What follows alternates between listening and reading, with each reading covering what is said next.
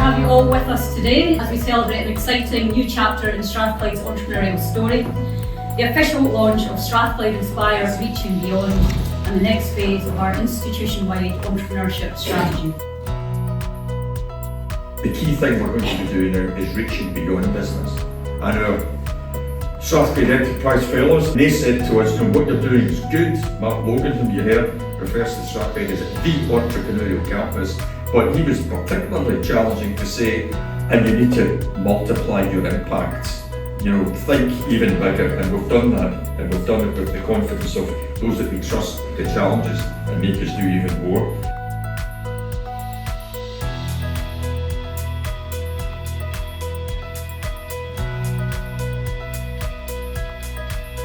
It seems ridiculously obvious to me that for any entrepreneurial company to succeed, we would be throwing ourselves to make sure we get as many of the population of people of Scotland into entrepreneurship, giving as much access as possible if we want to see innovation and impact. At 18, when I was told that maths wasn't a subject for blind people, I decided to go for it and get my degree. When the finance world told me that I couldn't be an accountant, I decided to prove them wrong.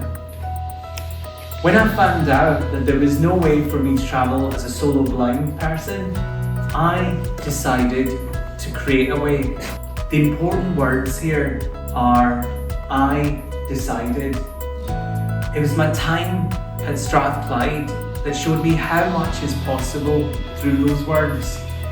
It's a fantastic place with an incredible ethos, and after all, we're all partners in enterprise here.